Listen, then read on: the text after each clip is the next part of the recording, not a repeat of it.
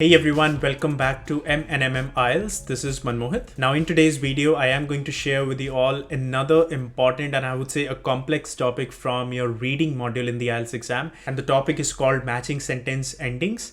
Now this is very important, obviously, a bit difficult topic, a bit challenging one that students find. And this is one topic which I'm not saying it's a very common one in the real exam. You may get that, you may not. But if you end up getting that, you have to make sure you're still prepared for this one, because you just can't think that, okay, it's not going to come in the exam, because a lot of practice tests do not have it.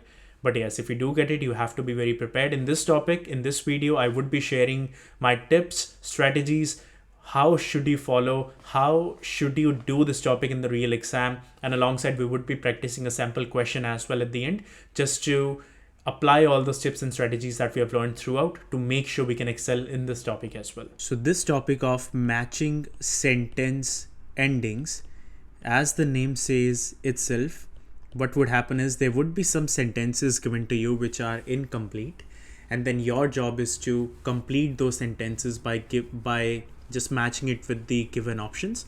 So for example, this would be some sort of a paragraph that would be given to you, or number of paragraphs. Then there would be a sentence, and then there would be a blank at the very end. The blank won't be in between, it won't be at the very beginning, it will always be at the end. And then obviously there'll be like 4, 5, 6 sentences with blanks at the end, and then you will have some endings for them with the options like 1, 2, 3, 4 and so on.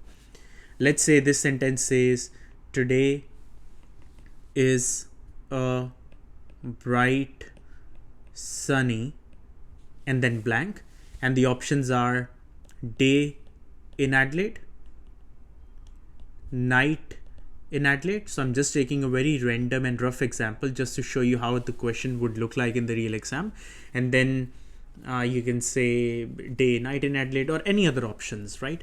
So here your job is to read out a sentence, then read out the paragraph, find those keywords listed in there, and based on that, now we are not looking for the exact words, we're looking for the similar meaning. Now in the paragraph, they may not have given you the exact same sentence, they may have given you the same keywords, but obviously in a paraphrased way. So your job is to find which ending matches with the beginning of the sentence. Now if you would have noticed how it works, even if you do not read out the paragraph, this one was very straightforward, that my answer had to be day in Adelaide, because bright and sunny, these words, they don't go with night. We can't say today is a bright sunny night in Adelaide, right? You can always say today is a bright sunny day in Adelaide. So what do you derive from this easy example that I've just used? Now there are few tips that I can give you for this topic before we jump to a simple question. The tips here would be that, first thing first, the answers that we are going to find, this topic is definitely a complex one, but then these things will make it a bit easy. Answers are always going to be in sequence. That's one of the very few topics in your reading module that answers always come in the sequence. That means if you find the very first sentence answer in the very first 2 sentences, the next question, the next sentence is always going to be after that. It can't be the first sentences at the end, second sentences at the middle, and so on. They always come in order for this one. Second tip I can give you is, always, now once you have read a sentence from here, afterwards do not start reading out the paragraph. First, just try to eliminate the options. There may be certain options which grammatically will not match with the given sentences. So wherever you find those endings where you feel that they are not grammatically correct, they do not sound good, they do not go with them, just eliminate them, narrow down your options, just so that you've got less options to choose from. What would happen in the exam is, if it's a paper-based exam, you will have to, alongside where the sentence beginnings are written, you will have to write down the numbers over there. And if it's a computer-based exam, in that case, you will have to drag and drop those sentences in there. So that's the only difference in the paper-based exam and the computer-based exam. Another tip that I can give you is, always and always make sure that you read the sentence first, and then you try to eliminate the options, and then you start reading the paragraph. Now when you read the paragraph, do not, and I repeat, do not read the complete paragraph. Now obviously if you read out the complete paragraph, it is more helpful, but obviously you don't have enough time in the exam to do so. Just look at the keywords that are given in your sentence. Now in this sentence of mine, where it says today is a bright sunny, my keywords here are bright and sunny.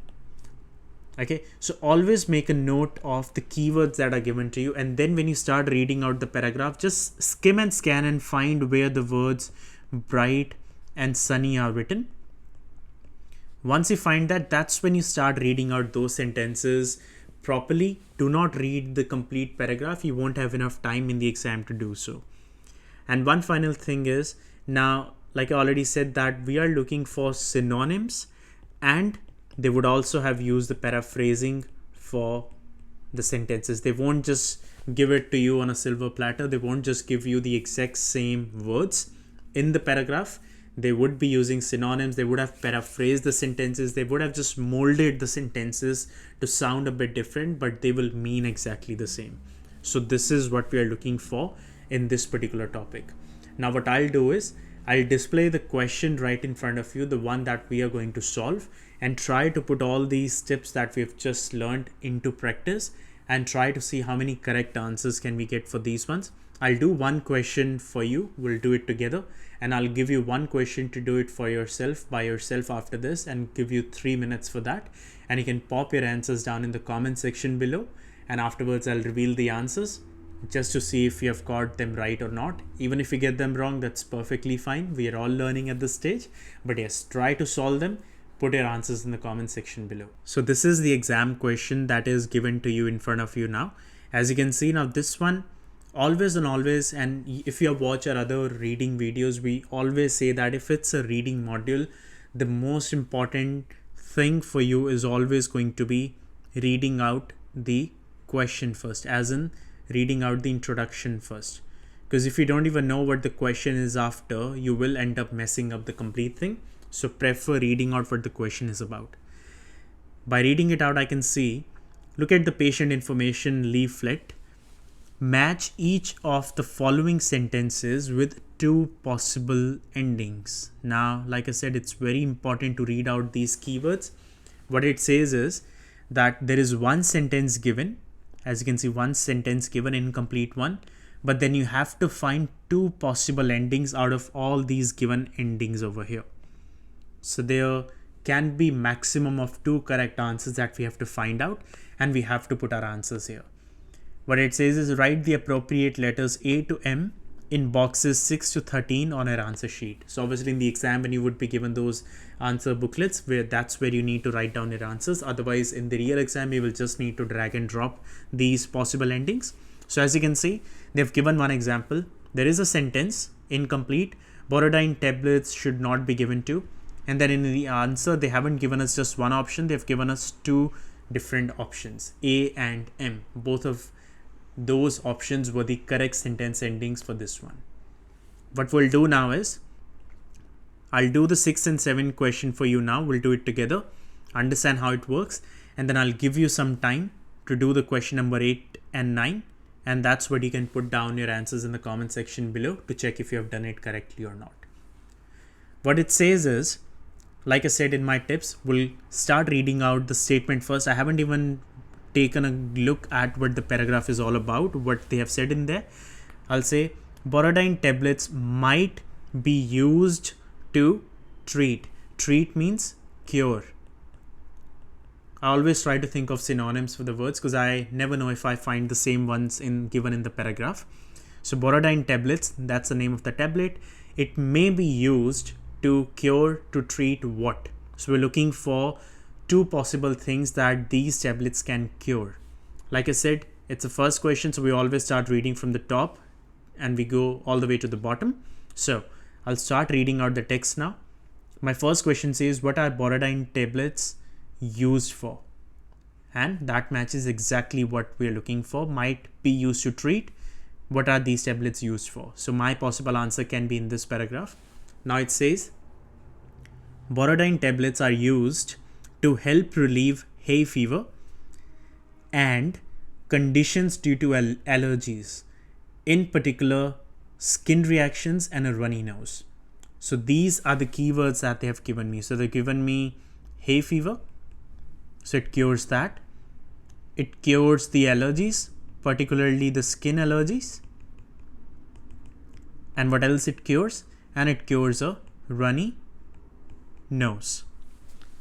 So I've got my most of the information from the first paragraph already. Afterwards it says it is not recommended that these tablets are given to children. So that's not, I would say, appropriate to my questions over here. Now we'll start reading out the possible endings to see which endings can I eliminate, which endings sound similar to all these words. Okay. Now first, children under 12 years of age, they haven't mentioned that. A headache, they haven't mentioned that. An uncomfortable feeling in your stomach, they haven't mentioned that. Symptoms similar to a cold. Now here you would have to have a bit of information of what hay fever is. Hay fever, is it related to cold? Are the symptoms related to cold? Yes. Hay fever, people sneeze a lot, so yes, it's similar. Then a change in your skin color. Now they did mention skin allergies, they did not say change in your skin color. That is not relevant. Anything treated by a prescription medicine, they never mentioned. A kidney complaint, they never mentioned. Whitening of the eyes, never mentioned. Sore or broken skin. Now, if you know what skin allergies are, whenever someone suffers from skin allergies, what happens is their skin starts breaking, it dries out, so becomes red, obviously, if it's an allergy. So this sounds all right. Sore or broken skin. A fungal infection, they never mentioned. A feeling of sadness, never mentioned. Shortness of breath, they didn't mention. A woman expecting a child, never mentioned. So I could already narrow my options down to two, and since I'm looking for two answers for these two questions, my answers have to be the option D and the option I. So I'll just make it a bit clean over here. So my options for number 6 and 7 were D and I. Now in the exam, this is how you just got to write D and I, or you can even write I and D. It doesn't matter, as long as you have given them two answers for two questions, you will get 2 points for these two. So this is how you solve. So you read out the keywords, you find the keywords in there, you start reading out the paragraph, you locate those keywords, and once you find out your answers, you read it out carefully. That's when you compare your answers with these ones, and then obviously eliminate and then narrow it down to as many as you can, and then try to pick out the correct answers. Now what I'll do is I'll give you 3 minutes, and I want you to solve this question number 8 and 9 for me. Obviously, since it's in a video form, you can pause the video and try to solve the other two questions as well, but we would be coming up with a lot more videos in the future where the videos would be directly directed towards practice questions only. But for now, we're understanding what this topic is, so we'll only limit it to 1 to 2 questions. So I'll give you 3 minutes, try to solve it. Once you solve it, put your answers in the comment section below, and after this, I'll explain you as to what the correct answers are.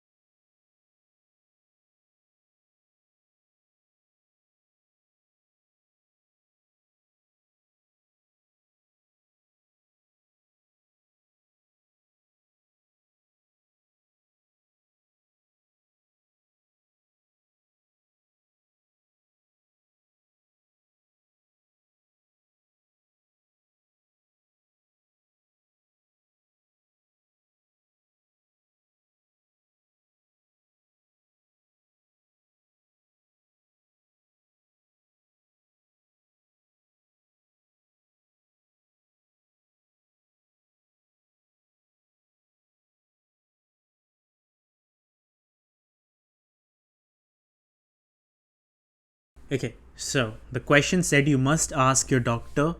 Ask your doctor is a keyword before taking these. Now, as you can see, they've already highlighted the word for us. So they may be in the paragraph written once you have taken it, but we are looking for before taking these tablets if you're already being treated for what. So if you're already being treated for something, you should always ask your doctor before taking these tablets. So we're looking for some sort of, I would say, diseases that we are being treated for, and that's before taking these tablets. Let's start reading these out. So obviously my answer cannot be in this paragraph, it's already done. Answer has to be after that. It says it is not recommended, but I can see the clear heading over here, before you take Borodine tablets. In some circumstances, it is very important not to take these tablets. If you ignore these instructions, this medicine could affect your heart rhythm, okay? Are you taking oral medicines for fungal infections?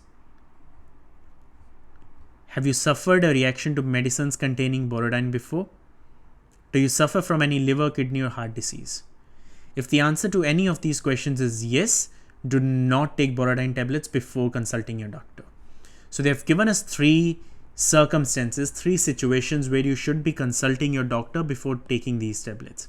And what have they given us? They have given us fungal infections. They've given us if you have suffered a reaction to these medicines which have got Borodine before. And third is, do you suffer from any liver, kidney, or heart disease? So these are the keywords that I'm looking for in my options. Fungal infections, suffered a reaction containing Borodine, suffer from any liver, kidney, or heart disease. Let's try finding out these options. Now, like I said, once you use these headings, once you use these endings, you cannot use them again. Since I've already used D and I cannot use them again. Now, children under 12 years of age, they never mentioned. A headache, they never mentioned. An uncomfortable feeling in your stomach. Did they mention that? No, they did not mention. A change in your skin color. They never mentioned. Anything treated by a prescription medicine. Now, this sounds a bit similar to the second one, but second question here was reaction to medicines containing Borodine. Anything treated by prescription medicine, again, it's not similar. A kidney complaint. Yes, because they said, do you suffer from any liver, kidney, or heart disease? A kidney complaint, yes. A whitening of the eyes, they never mentioned. This we have already used. A fungal infection, exact same words, yes. It is definitely going to be the answer. Feeling of sadness, no. Shortness of breath, never mentioned. Woman expecting a child, they never mentioned. Again, we narrowed it down to two options. A kidney complaint and a fungal infection. So my answers for the question number 8 to 9 is going to be G and J. So this is how you do this topic, but like I said, if you want to solve the other two, you can pause the video, try to get the answers for those ones. But yep, this is what I wanted to discuss for this particular topic. So thanks for watching. If you have any sort of questions with this topic, do leave them down in the comment section below, and me and Mohit will try our level best to answer as quickly as possible to all of you. For more videos, all the other videos are already there on our channel. Do watch those out as well. Have any questions, leave them down in the comment section below. Have any content ideas for us, you can post them down in the comment section when we can prioritize those ones. All the best if you have got your exams coming very, very soon. Stay safe wherever you are, and I'll see you guys in the next one.